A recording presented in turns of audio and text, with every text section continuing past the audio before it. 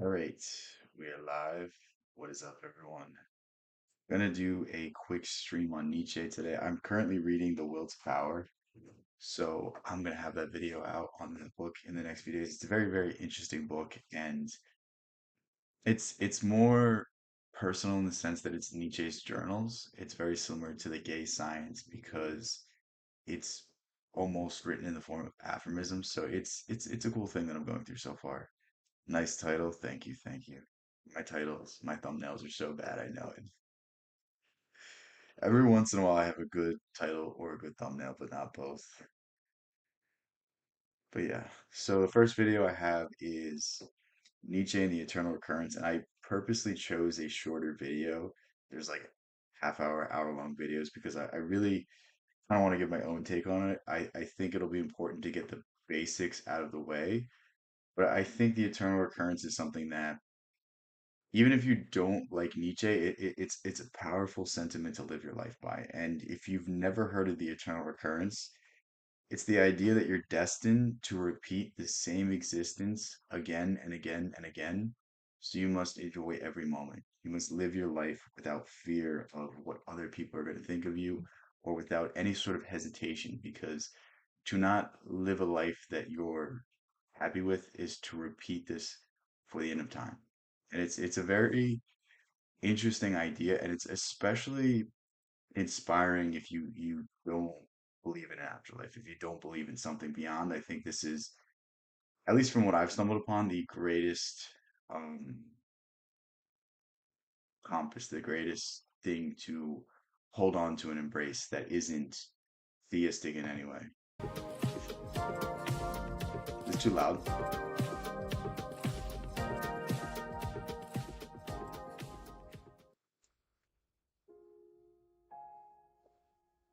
What if a demon crept after you into your loneliest loneliness some day or night and said to you, "This life, as you live it at present, and have lived it, you must live it once more, and also innumerable times, and there will be nothing new in it, but every pain, and every joy, and every thought, and every sigh." So this is very similar to what I said. Nietzsche talks about the eternal recurrence twice, to my knowledge. Once for sure in the gay science, and another time, I think at least once in Thus Spoke Zarathustra. And I haven't read absolutely everything by him. He might go over it again, but I think the best representation of it is probably in the gay science because Thus Spoke Zarathustra is like written in a parable. It's not really like a philosophical book. It's something you have to parse the meaning from. So I would say if you're interested in this idea, pick up the gay science. And all the unspeakably small and great in thy life must come to you again, and all in the same series and sequence. And similarly, this spider, and this moonlight among the trees, and similarly, this moment, and I myself. The eternal sandglass of existence will ever be turned once more, and you with it. You So think about it like this. Nietzsche has, I don't know if it's this explanation, but my favorite explanation I've seen is time is endless, and since time is endless, there will eventually be a day and age where the composition of atoms that comprise you is once again repeated. And it's not just repeated randomly, it's repeated in the same order as you are right now.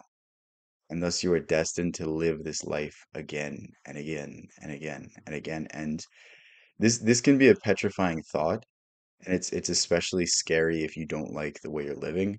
But it's almost the greatest motivation to start changing things because who cares what other people think? Who cares what everyone else is thinking? Like this is going to be eternal torment if you continue to live in the same way. And when you begin to accept this idea, then you begin to live in your true way that you would find happiness, then that's the beauty in the eternal recurrence. speck of dust. Would you not throw yourself down, and gnash your teeth, and curse the demon that so spoke?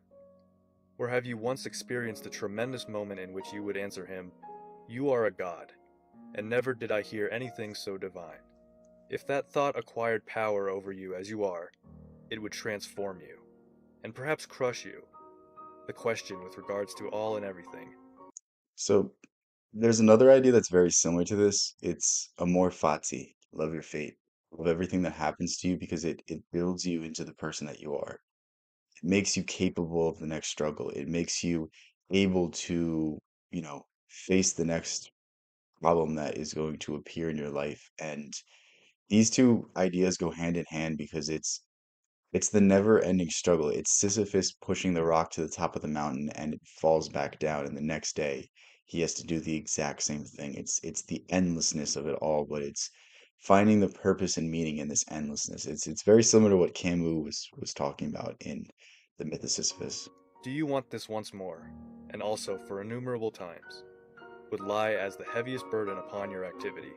Or, how would you have to become favorably inclined to yourself and to life, so as to long for nothing more ardently than for this last eternal sanctioning and sealing? This passage comes from Friedrich Nietzsche's The Gay Science, aphorism 341. Here, he asks us to consider whether or not we would be content in living the entirety of our lives over and over and over again. You are born, you make decisions throughout your life, die. And if the answer to that is no, the answer is that you don't want to live the same way over and over again, then why do you keep doing it? Why do you keep thinking the same thoughts? Why do you keep taking the same actions? Why do you keep hanging out with the same people and doing the exact same things if it's not something that you would love to do till the end of time? And that's this idea. It's like we all have things that would make us eternally happy. I'm not talking about like, oh, if you had this amount of money, your life would be like, no. We all have things that give us meaning. We all have things that give us fulfillment that we could spend all day doing and it doesn't feel like work. But to the average person, it would be an arduous task. And it's finding those things and spending your time with that. It's finding the difficult things that feel easy and putting all of your effort, putting all of your time into those things. Setting your life up in a way that better aligns you with who you truly believe yourself to be. I mean, this is a very similar idea to the individuation process. It's a very similar idea to living with the Tao. The Tao is the way of things, the order, the grand circle of life, the grand nature of life. And the Taoists believe that when you live according to the Tao, there is no discomfort, there is no pain, there's no suffering. And what this means is when you live with your natural order, when you live with who you really are, when you make decisions based off your true essence, your true moral compass, your true ideas of yourself, then nothing can be taken from you. You already have everything you need. Everything is amazing. Doesn't matter what's happening on the external world because your internal world is happy. Then relive your life subject to those same decisions.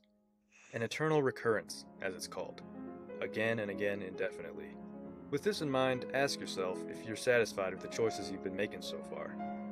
Would you be willing to relive those choices over and over again? I keep this thought experiment in mind whenever I come across important decisions. I was reading The Will to Power yesterday, and there was a section. I wish I could cite it off the top of my memory, but it was saying guilt is one of the worst things that can be expressed. To feel guilty, to linger on the past, to worry about things that have already happened is to deny your current existence, is to deny your current life.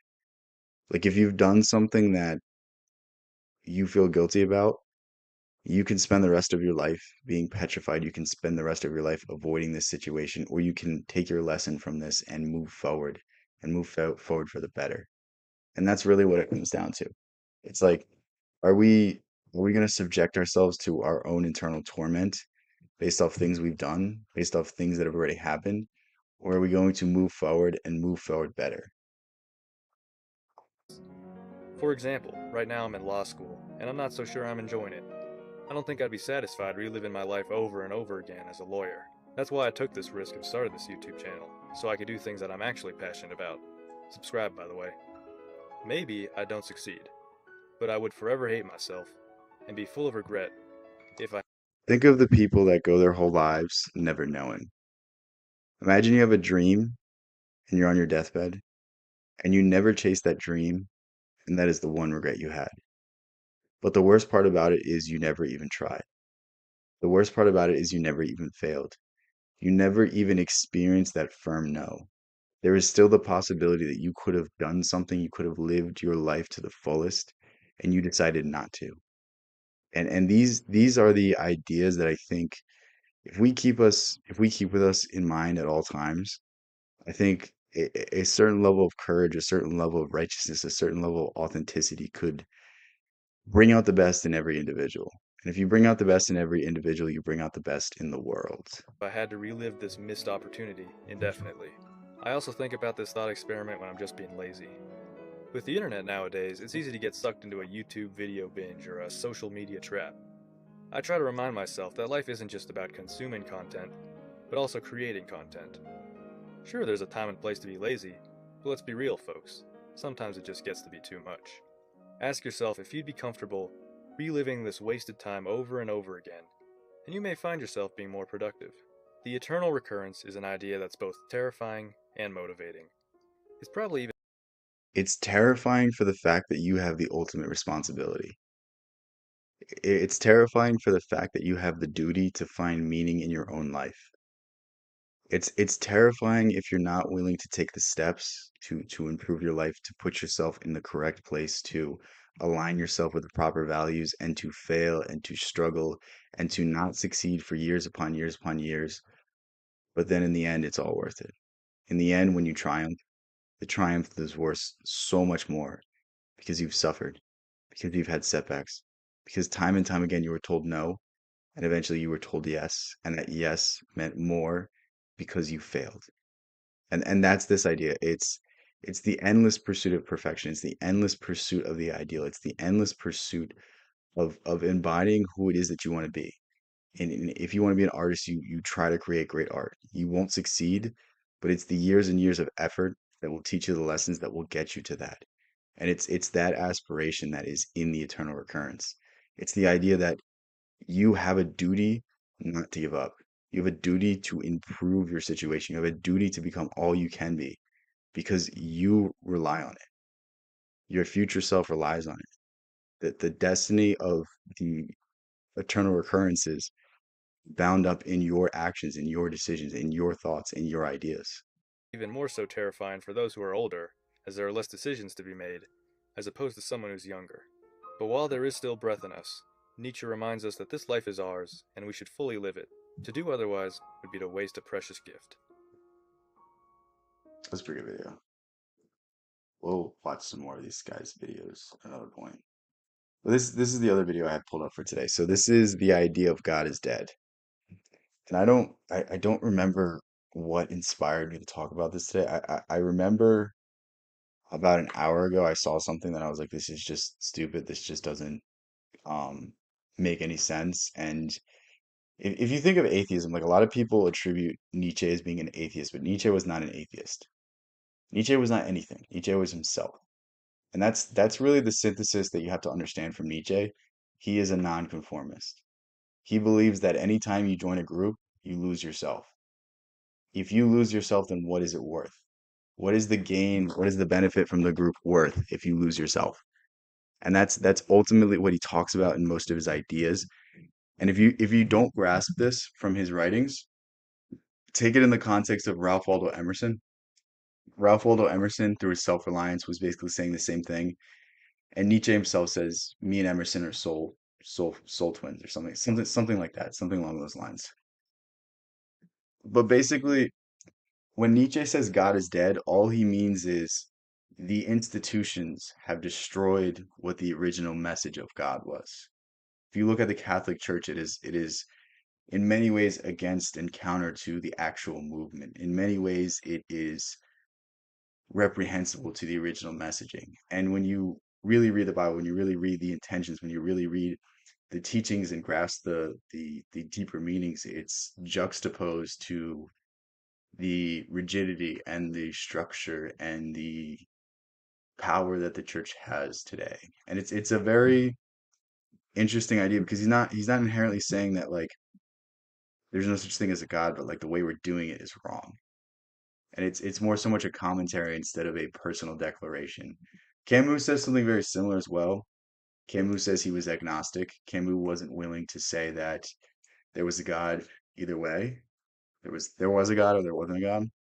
And this is purely because you can never know. And the greatest thinkers are the ones that are able to admit when they don't know, when they're not sure, when they're not certain. And this is a idea you'll see in Nietzsche's writings time and time again. I mean, his whole book Beyond Good and Evil is about this idea. It's about that what's good for me might not be good for you. If we have a business deal, I might get a really, really good deal, but that means you got a really bad deal. So good and bad are just relative. And it's the same thing with our reality. It's the same thing with the way we see the world. It's the same thing as when there's a hurricane, you know, there's a big section of whatever country, of whatever nation saying, "Oh, God's punishing us." And then there's the same people saying, "Wow, we need to really stop climate change." And it's like the same result happened, but there's two different explanations based off of the perception and the world that you live in. And when you understand these things, then you understand what Nietzsche is saying when he says God is dead. Dead. God remains dead, and we have killed him. Friedrich Nietzsche wrote in 1882. To understand what the German philosopher meant and what he thought of men, morality, and society as a whole, we collaborated with Professor Stephen Hicks on this Sprout special series. Part 1. God is dead. For thousands of years, humans have been religious, but in the modern world, religion has become a shadow of its former self. Religion has really just been replaced by different isms, by different ideologies. Um, if you want to see this idea very simply, think of any protester. Any protester is like willing to die for that cause. What is that aside from religious conviction? The same aspect of the brain that makes someone fight a holy war is the same thing that makes them fight for this cause. So when you see it's kind of just migrated to other things and other symbols and other idols, then you can kind of see that it's not really that God has disappeared, it's just transformed into something else. Nietzsche's dramatic phrase, God is dead, is meant to capture the shocking quality of this revelation. For those raised religiously, religion personalized the world. It gave them a sense that the world had a purpose and that they were part of a larger plan. It gave them the comfort that, despite appearances, Was it Marx that said religion is the opium of the masses? I think that's who said that. But um, I think most criticism of religion is kind of done in bad faith because it's usually done from the writer's perspective. It's usually done through their own personal convictions. Whereas Nietzsche is talking purely about the modern conceptions of these ideas and the modern representations of these symbols and what they mean to the world as a whole. And what Nietzsche saw really troubling was that people were losing hope, people were turning to nihilism, and the church wasn't offering them anything better. The church was offering them a surface level experience. It wasn't offering them real salvation. It wasn't offering them real spiritual development. It was limiting. It was cult-like. It was groupthink. It wasn't about the discovery of the soul and about the discovery of the soul in relation to a higher power. It was about teaching people how to view themselves in the world and teaching people a moral framework that was very rigid and at times contradictory and hypocritical, especially for these church officials who are taking a vow of poverty, yet they live in lavish mansions and walled cities and all of these things. we are all equal and cared for, and that upon death, instead of a cold grave, a possible happily ever after ending awaits. But in the modern world, we find it increasingly hard to believe those values. We have seen the dramatic rise of science, which has offered less comfortable answers to questions religion Science is just the new God. What is God? God is belief without evidence. That's that's the entire faith, that's the entire belief in God. So when there's a popular saying, trust the science, what is that? It's the same thing. These idols, these things we worship, these things we respect, these things we put beyond our own logic and reason, occupy the same space. So, like, it would be ironic for an atheist to say that I don't believe in God, I don't believe that anything controls me, and then have beliefs that control them. And it's the recognition of these ideas, and it's the recognition of believing in something but not making it everything that you are. Be skeptical. Always question yourself. Always question what people are telling you. Robert Anton Wilson has a really good quote. Every person has a belief system. We'll call it BS. Don't believe other people's BS. Don't believe your own BS. Traditionally had a monopoly on. We have thrown off the shackles of feudalism with its unquestioning acceptance of authority and have become more individualistic and naturalistic in our thinking. But in historical time, all of this has happened very quickly. For millennia, we have been religious, but come the 19th century, even the average man had heard that religion may have reached the end of its journey. For most of us, even the suggestion of this hints at a crisis. Imagine a 13-year-old who is awakened in the middle of the night to be told by strangers that both his parents have died. He is suddenly an orphan. For as long as he can remember, his mother and father were present in his life, looking after him and guiding him. Now they are gone, and ready or not, he is thrust into that world alone. So this is what Nietzsche, or this is what he's going to compare Nietzsche's description of God as dead to. That we used to be able to rely on these institutions, we used to be able to rely on these places of worship, but they're no longer what they once represented. Nietzsche said very, very, very interestingly that Jesus was the last Christian. I think that's what he said, something along the lines of that. And what he means by this is Jesus was the last Christian that upheld the beliefs of Christianity. Jesus was the last person that aspired to be one with God, that aspired to live in a manner that was godlike, to live in a manner and to accept his divine birthright, his divine connection to the Creator. And you see the church as something very, very different. It's you go to church, you're absolved of your sins, you're told, oh, you can be better, you could do this, but you repeat the same thing. You get a communion, you're forgiven, this. The connection and the personal tie with God is severed because you have a priest, you have a pastor, you have people telling you what to think. You don't have your own lived experience. It's more important for most Christians to go to church than to be Christ-like. And that's really the biggest commentary that Nietzsche has. It's if you live a life like Christ, why do you still need to go to church? Why do you still need to worship? Why do you still need to do anything? That should be enough to live and embody the ideals. How does the young teen handle that sudden transition? Culturally, Nietzsche says, we are like that young teen. For as long as we can remember, our society has relied upon God the Father to look after us. But now, suddenly, we are orphaned.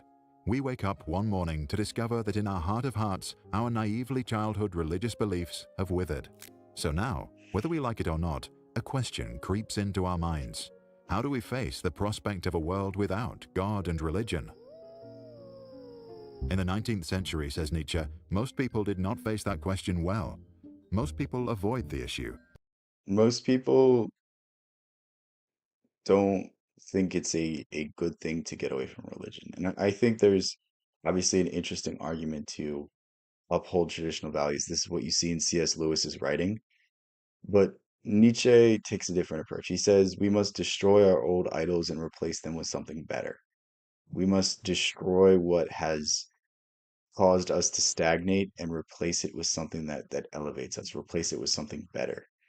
And this is what he replaces it with. He replaces it with the idea of the eternal recurrence. He replaces it with the idea of the Ubermensch, the Superman, the Overman, the idea that you can embody the perfection of who you see yourself being, and you can live this way day after day after day. And through being an Ubermensch, through being a Overman, through being a Superman, you can uplift everyone else because people will be inspired by who you are. This is the Gandhi quote: "Be the change you want to see in the world." If you want the world to have a certain characteristic, then you have to bring that characteristic yourself first. sensing that even to raise it would be to enter dangerous territory. Life without religion is too scary to contemplate, so they retreat to a safety zone of belief and repeat nervously the formulas they have learned about faith.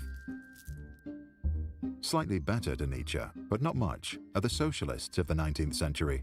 Socialism is on the rise, and many socialists accept that God is dead, but then they are very concerned that the state take God's place. Socialism is the same thing as religion, and anyone that disagrees doesn't understand psychology and doesn't understand human nature. Socialism is a collective movement to uplift humanity. What is Christianity?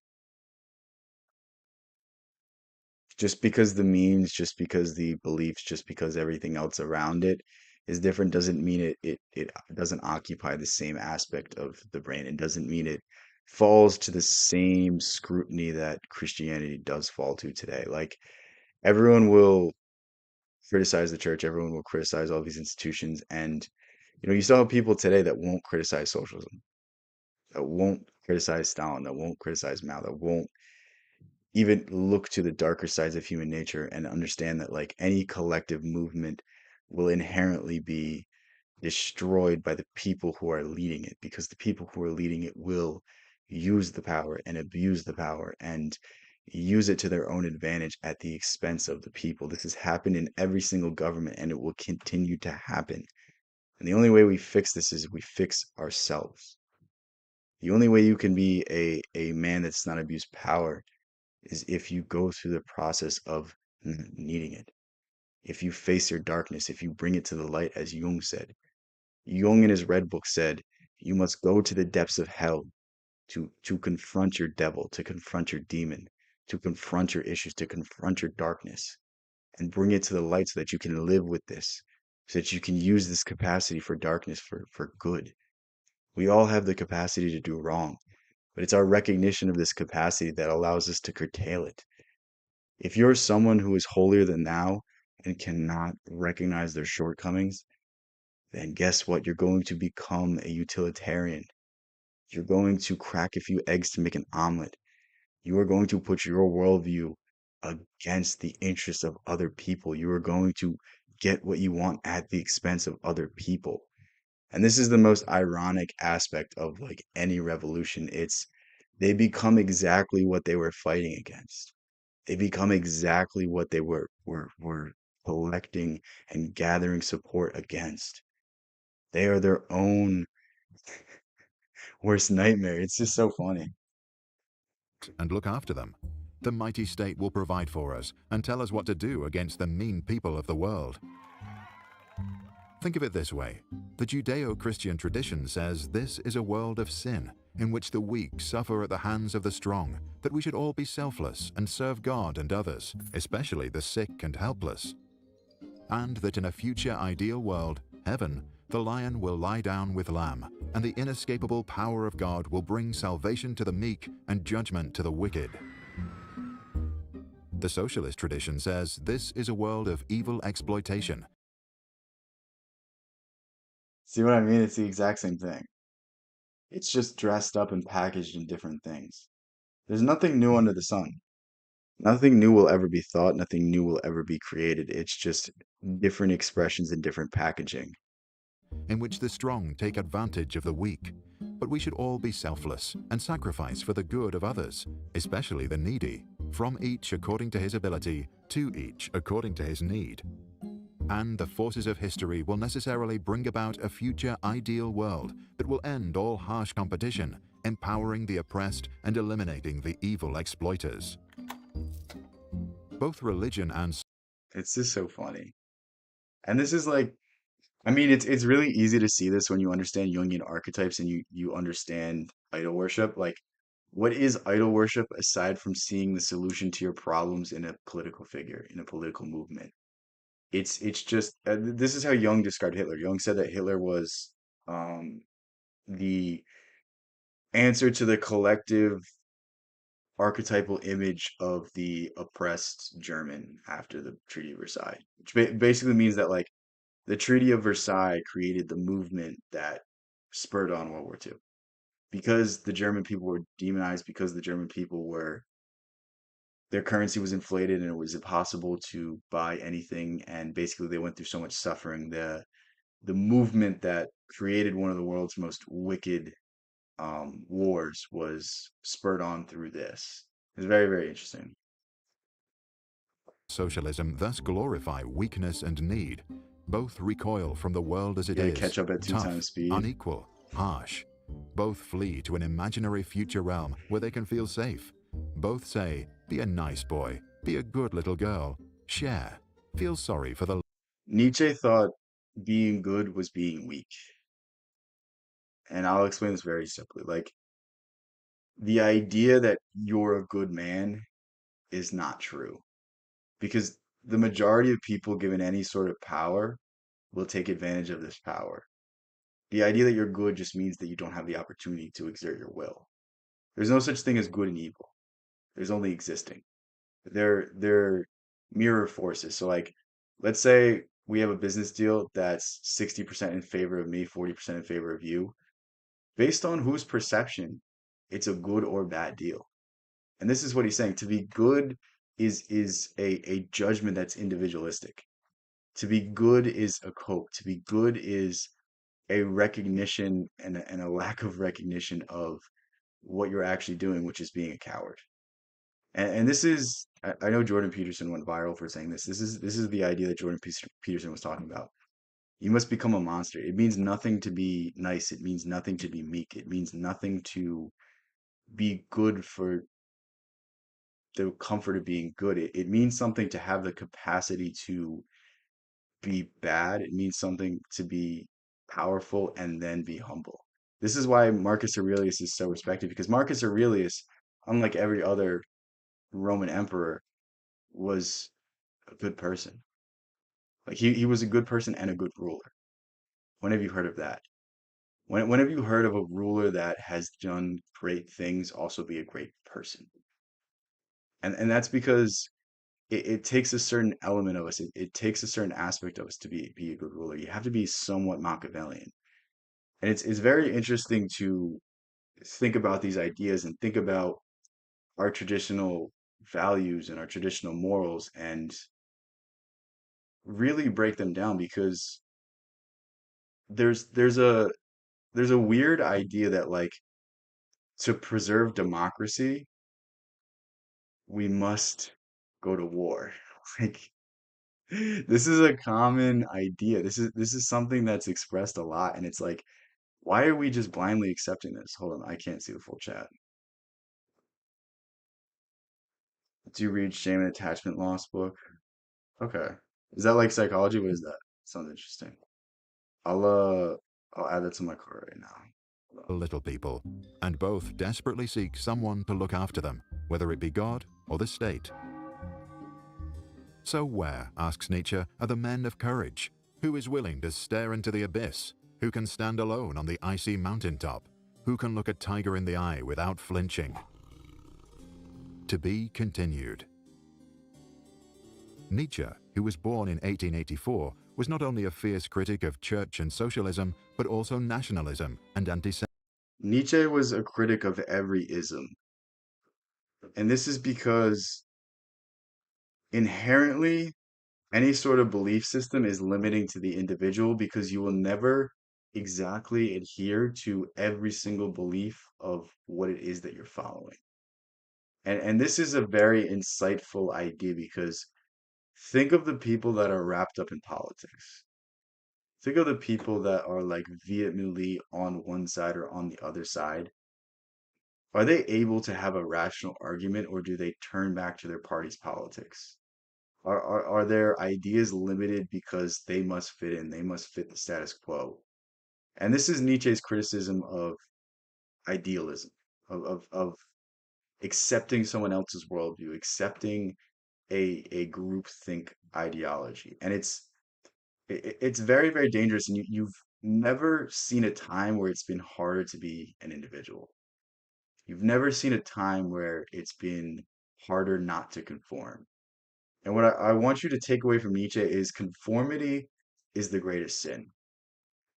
Conformity to not be yourself is to deny the world of who you really are. And that's really the saddest thing because there will never be another you. Even if there's someone genetically exactly who you are, they will not have experienced everything you experienced. The twins are the best example of this. And you have a duty to the world to live up to who you can be. You have a duty to the world to be as good as you can be. But you can never become all you can be by being limited.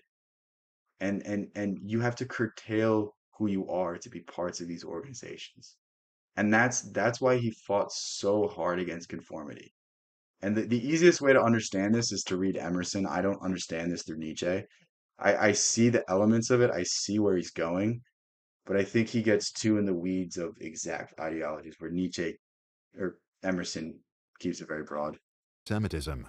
His strong moral stance meant that he openly condemned many of his intellectual friends and even broke his relationship with his own sister, who married a notorious anti-Semite. So, what are your thoughts on Nietzsche? Do you agree with his understanding of the world we live in?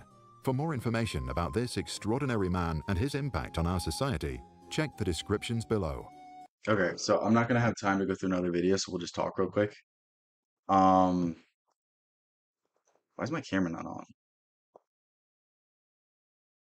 Damn, I did not realize my camera was not on this whole time. That's my bad, guys. Um,